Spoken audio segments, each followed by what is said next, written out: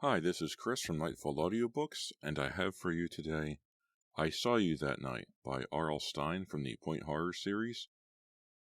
I think I read this once. I am reading this to you from the page, so I'm holding the real book in my hand. The cover is embossed, the title is raised, and so is the crazy party skeleton with the sunglasses and the lanyard. I don't know what's on the lanyard. It's not a whistle. I have no idea what he's doing. I think this is a I Know What You Did Last Summer clone. I don't remember how I got this, when I last read it. It's going to be fun to read, though. It feels like it's finally time to read this story, so let's get started. If you want to get in touch with me, you can write me an email, nightfallaudiobooks@gmail.com. I am also on YouTube at Nightfall Audiobooks. Feel free to like, comment, and subscribe. I have a Patreon page, patreon.com/nightfallaudiobooks. Any help will be greatly appreciated. So tell your friends, tell your mom, tell whoever you think would like to listen to me, tell them tales from R.L. Stine.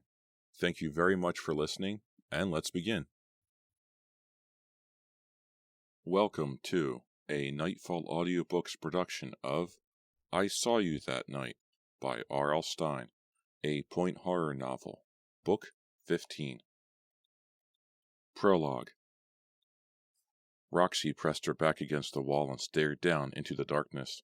From somewhere downstairs she heard the girl cry out angrily. Then she heard the sound of a slap. Roxy flinched and raised her hands, as if she herself had been slapped. Downstairs, the girl cried out again, her anger replaced by shrill fear. The boy muttered a low curse. Another hard slap. The sound shot through Roxy's body like an electrical shock.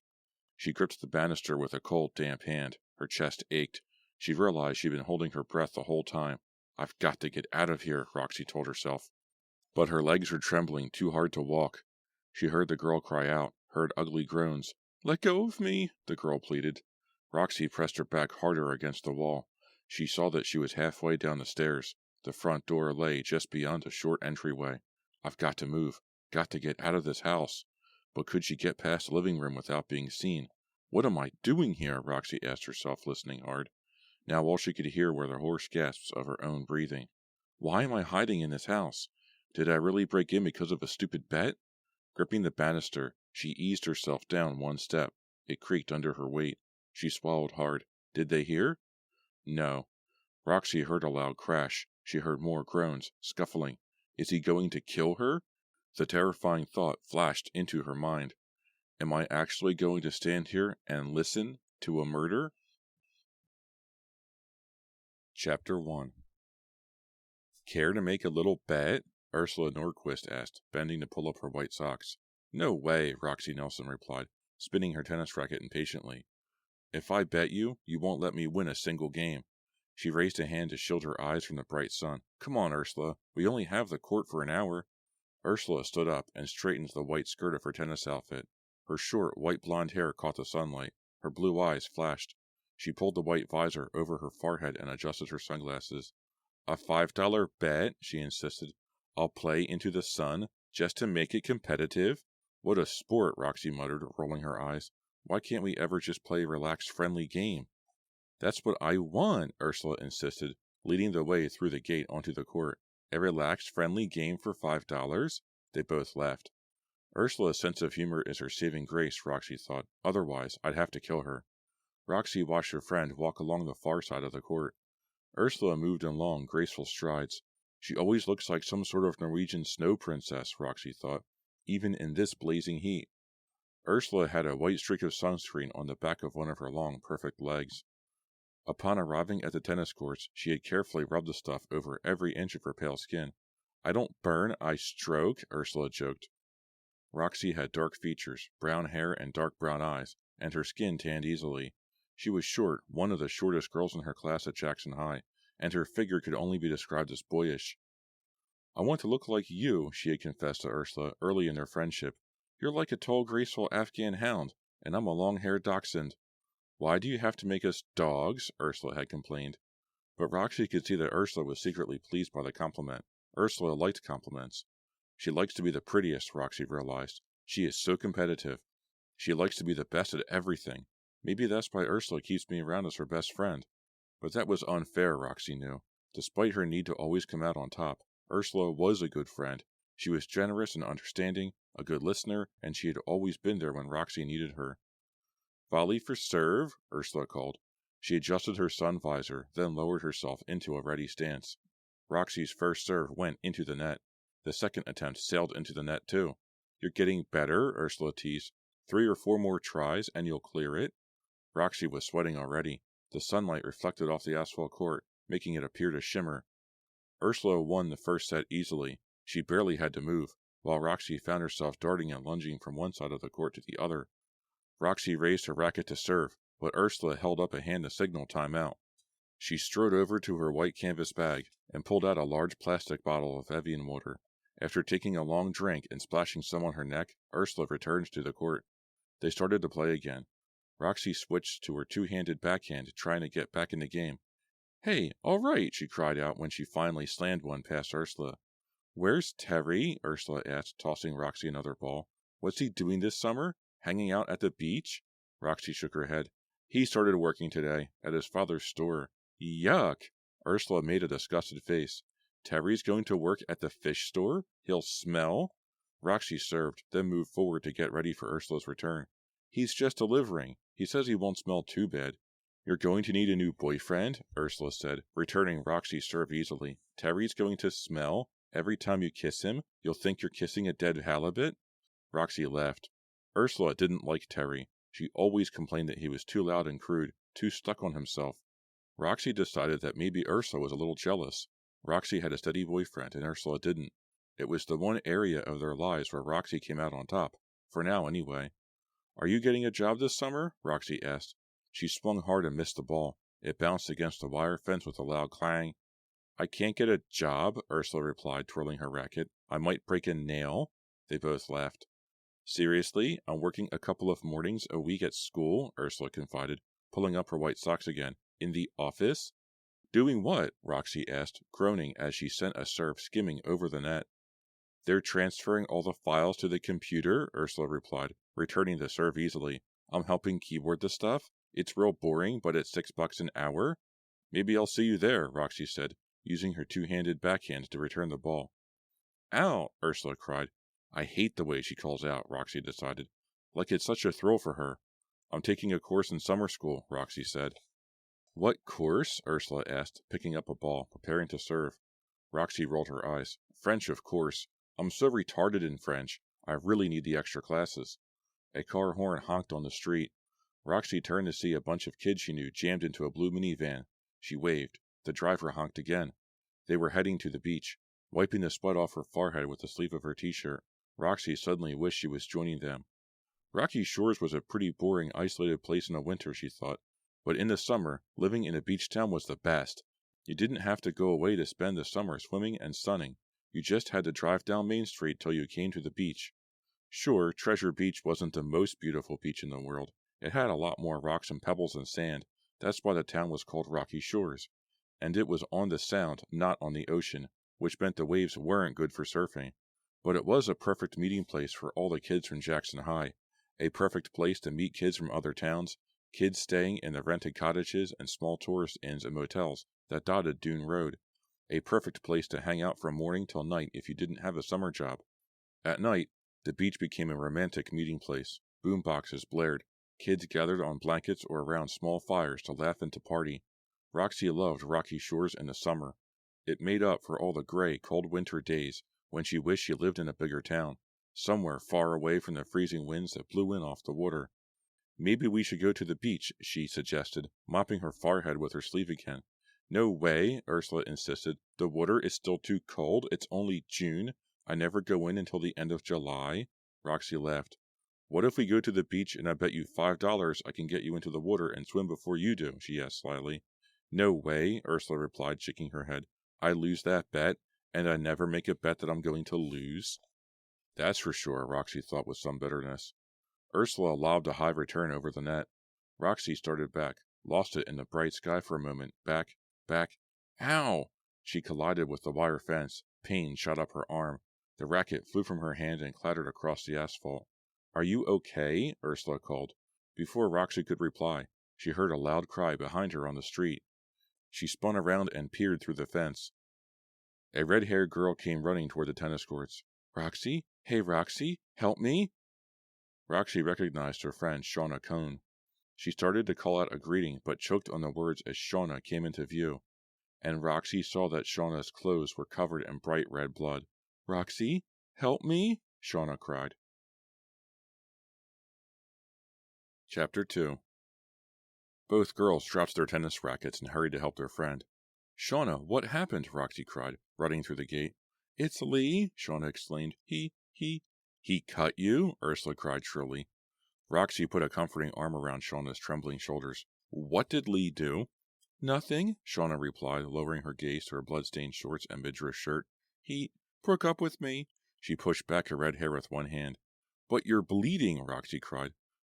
I was so stupid, Shauna stammered. I tried to hit him and cut my hand on the side of his boat.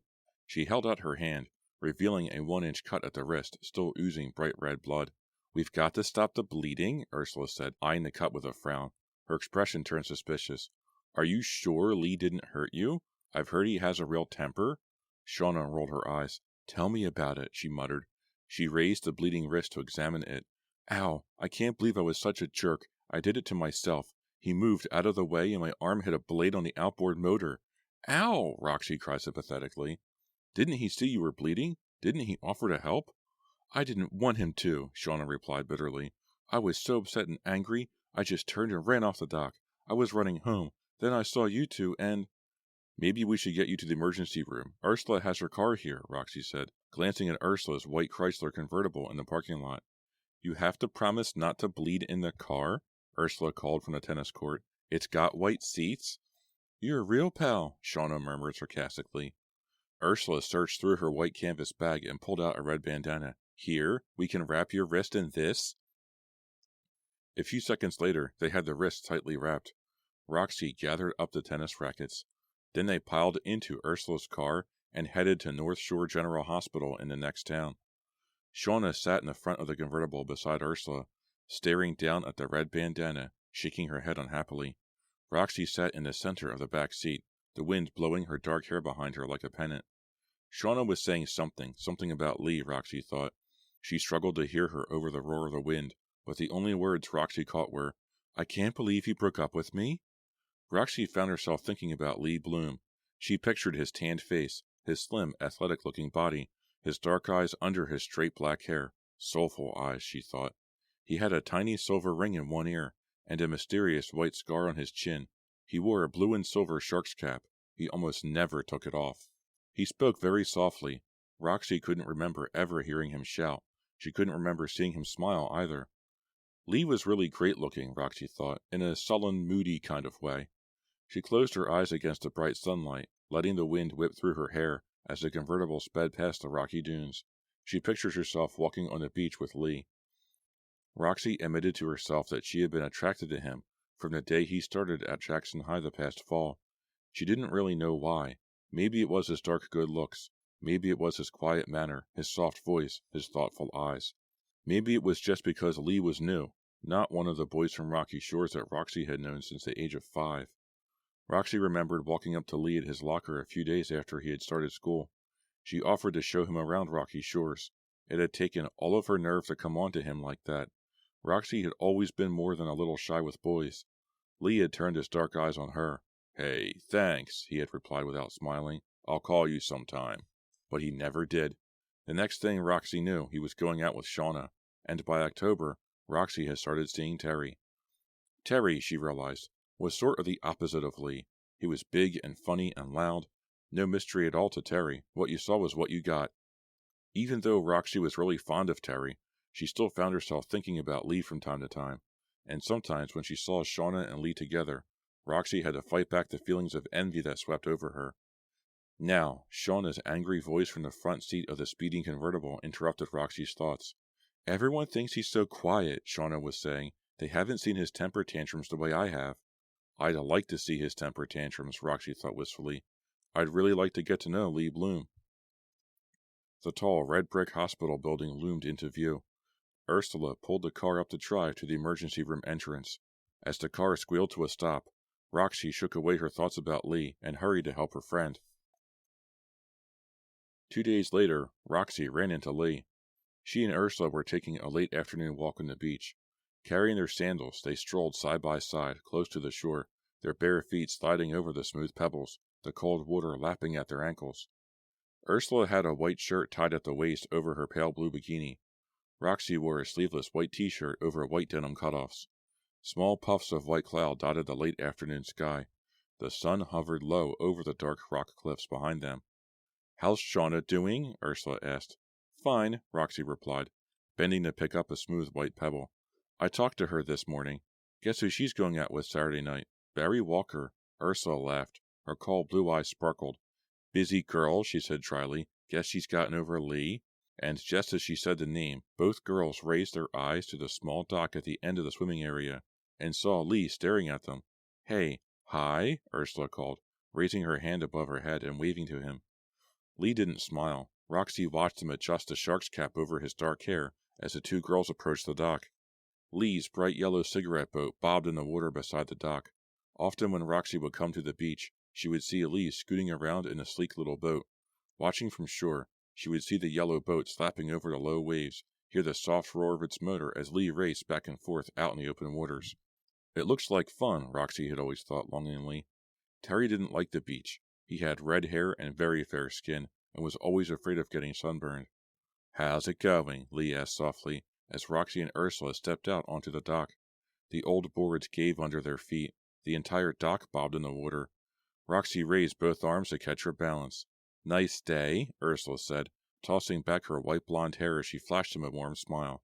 "Yeah, water's a little choppy," Lee replied, motioning out to the sparkling low waves. Roxy struggled to think of something to say. Ursula had stepped in front of her and was acting as if Roxy wasn't even there. Typical, Roxy thought bitterly. "I like your boat," Ursula told him. "It's so shiny. Is it plastic?" He adjusted the shark's cap. "No, fiberglass." "Is it yours?" Ursula asked, her eyes on the bobbing boat. Lee nodded. "My dad gave it to me for my birthday." "That's great!" Roxy exclaimed, desperate to join the conversation. "Want a ride?" Lee offered, his eyes trained on Ursula. "Now?" Ursula asked. "Yeah, sure. I was just going to take her out," Lee replied. He reached for the rope and pulled the boat closer to the dock. Roxy held back. Lee hadn't even looked at her. He hadn't been able to take his eyes off Ursula in her pale blue bikini. Was he inviting only Ursula? "There's room for you too," Lee told Roxy, as if reading her mind. "Thanks," she replied awkwardly. She could feel her face growing hot. Dark shadows suddenly flitted over the narrow dock, startling Roxy. She started to duck before she realized they were caused by low-flying seagulls heading to the shore. When she glanced back up, she saw Lee staring at her. "He thinks I'm a total jerk," she told herself. "I should just throw myself off the dock and drown." "Come on," Lee urged quietly. "A short ride." He lowered himself easily into the boat. He moved so gracefully, Roxy thought. The slender yellow boat bobbed and swayed under his weight. Standing, he helped the two girls down. Ursula took the middle seat. Her blue eyes flashed excitedly. Roxy found herself in back. The yellow seat was wet. The cold water soaked through her cutoffs. Their weight made the boat rest low in the water. The motor started up easily.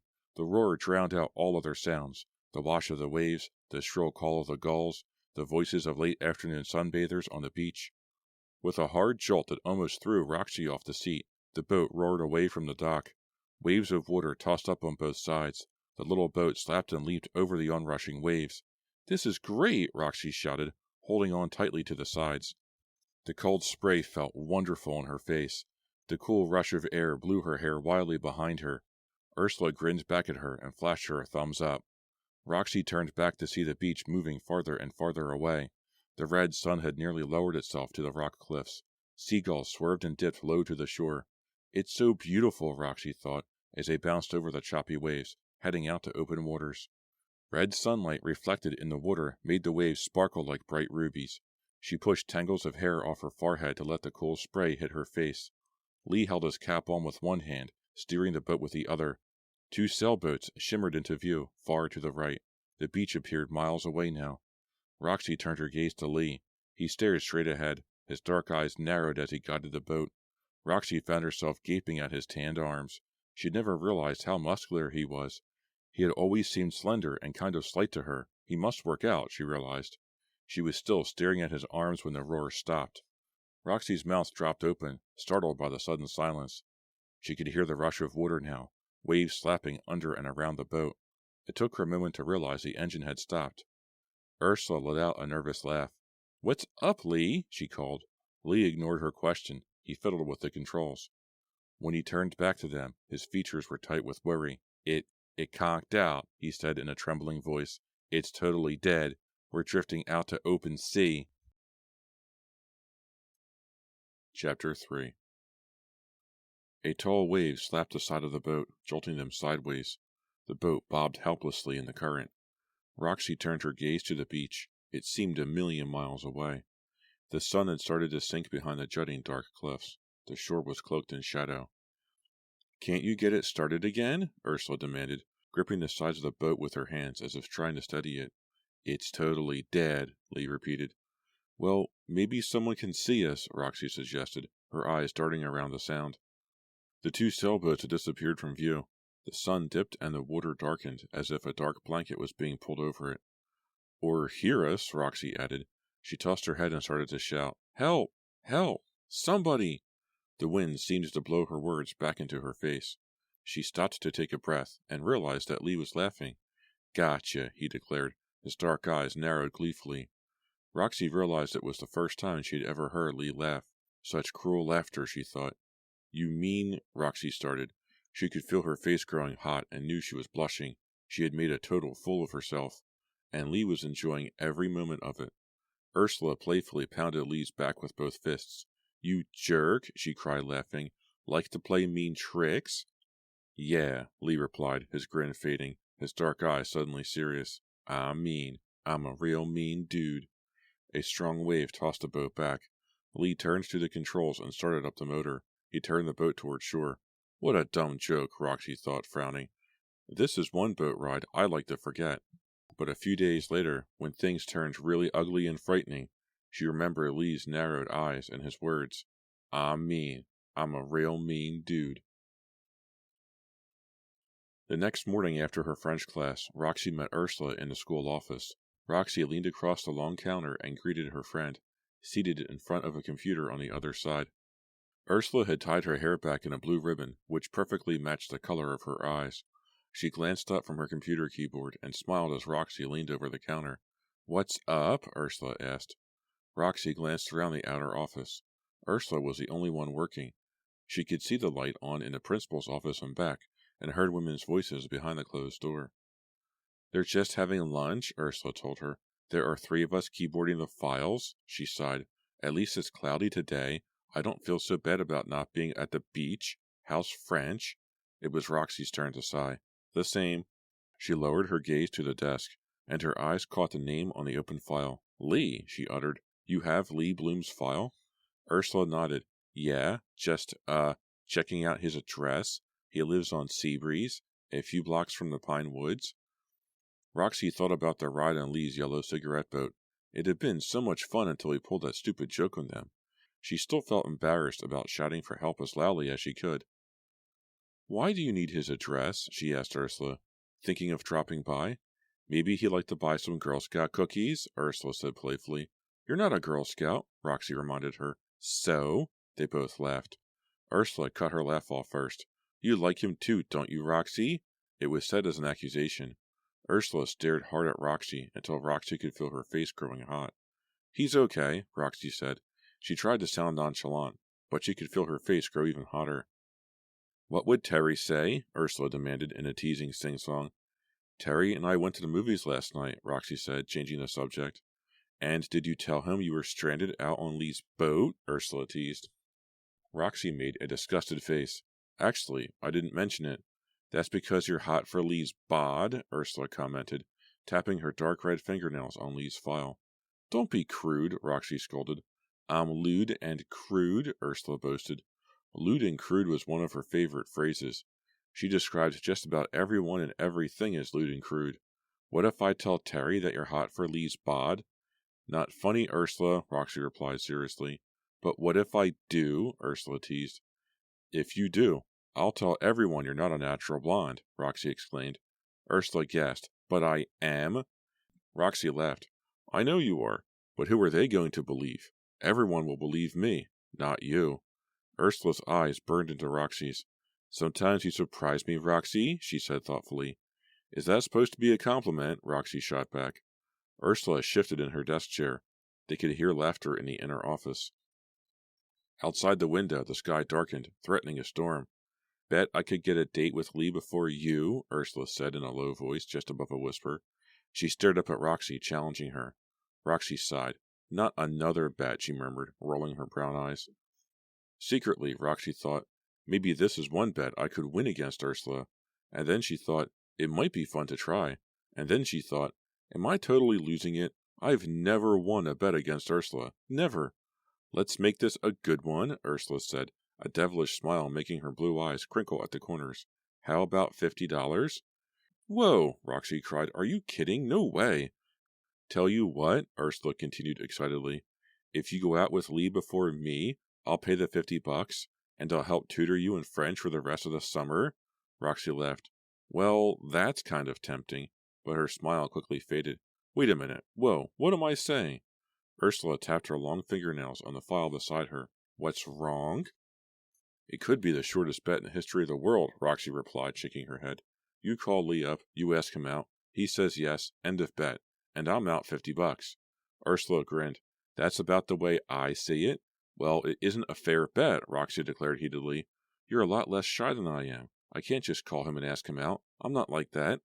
Boo-hoo, Ursula replied sarcastically. Let me get out my hanky and we'll all have a good cry. Roxy ignored her friend's teasing. She was thinking hard. She thought she had a better idea. An idea to make the bet more fair and more interesting. Let's make the bet a little harder, she suggested. Ursula's eyes lit up. Harder? You mean I have to be gagged and blindfolded and have one hand tied behind my back, and I can speak only Norwegian? Roxy shook her head impatiently. Let's say that to win the bet, you have to go out with Lee, and you have to get him to give you a shark's cap. Huh? Ursula climbed to her feet. She pressed her hands against her waist. We have to what? You have to come to school the next morning wearing Lee's shark's cap, Roxy repeated. Ursula didn't have to think about it long. I like it, she said, grinning. It's a bet. Shake. She reached across the counter and shook Roxy's hand. And what about Terry? Ursula demanded. Roxy shrugged. What's one date? What he doesn't know won't hurt him. Right, Ursula agreed. Well, good luck. Huh? Roxy cried in surprise. You're actually wishing me good luck. Yeah, Ursula replied, grinning. Good luck raising the $50. You'll need it to pay me by next week at the latest. Roxy laughed. It seems like a simple bet. A fun bet between best friends. Who would ever believe it would lead Roxy to a horrifying murder?